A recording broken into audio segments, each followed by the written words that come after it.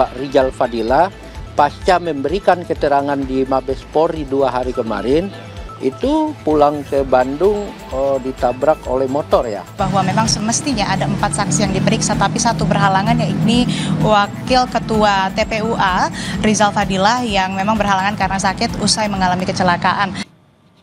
Polda Metro Jaya memeriksa 3 anggota tim pembela ulama dan aktivis yang diduga melakukan pencemaran nama baik di kasus ijazah Jokowi, yaitu Damai Hari Lubis, Kurnia, dan Rustam Effendi. Pemeriksaan dilaksanakan mulai pukul 9 pagi di Direktorat Kriminal Umum Polda Metro Jaya.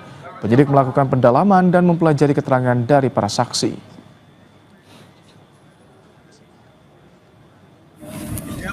Selain 3 orang pengurus dari tim pembela ulama dan aktivis TPUA, penyidik dari Polda Metro Jaya juga telah menjadwalkan pemeriksaan Wakil Ketua TPUA Rizal Fadilah. Namun Rizal Fadilah tak hadiri pemeriksaan ini.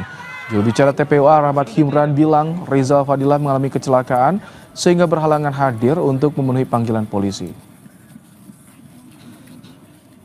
Tapi yang hadir pada hari ini memenuhi panggilan hanya 3 orang dari TPUA sendiri, yaitu Rustam Effendi, Damai Hari Lubis, dan Ibu Kurnia, dikarenakan Bapak Rizal Fadilah pasca memberikan keterangan di Mabes Polri 2 hari kemarin, itu pulang ke Bandung ditabrak oleh motor ya. Jadi kecelakaan, dan hari ini beliau masih dalam keadaan sakit dan tidak bisa memenuhi panggilan di Polda Metro Jaya pada siang hari ini.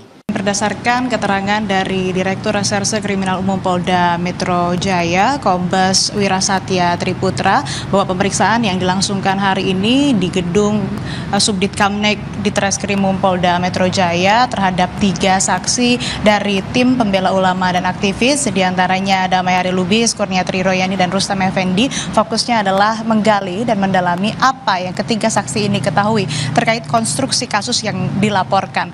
Dan seperti yang sudah Anda sebutkan juga sebelumnya, bahwa memang semestinya ada 4 saksi yang diperiksa, tapi satu berhalangan, yakni Wakil Ketua TPUA Rizal Fadilah yang memang berhalangan karena sakit usai mengalami kecelakaan. Dan Rizal ini, kalau berdasarkan dari keterangan juru bicara tim pembela ulama dan aktivis Rahmat Himran, Rizal ini memiliki video-video hasil kajian dari ahli berkaitan yang membuktikan skripsi dan lembar pengesahan skripsi Joko Widodo di UGM ini palsu dan juga ijazahnya palsu. Selain dari video yang dimiliki oleh Rizal, ketiga saksi yang sudah atau diperiksa oleh Polda Metro Jaya hari ini juga membawa bukti-bukti yang bisa membuktikan tudingan mereka atas ijazah palsu Jokowi berupa dokumen-dokumen.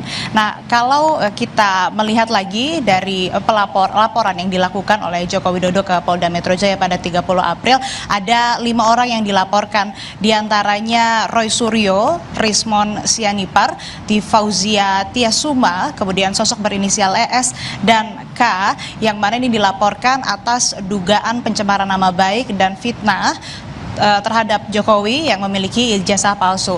Nah, kalau kita melihat ini ada 5 terlapor, artinya penyidik Polda Metro Jaya juga tentunya akan turut memeriksa kelima terlapor ini. Memang belum ada informasi lebih lanjut kapan pemeriksaan akan dilakukan atau saksi siapa lagi yang nantinya akan dipanggil ke Polda Metro Jaya.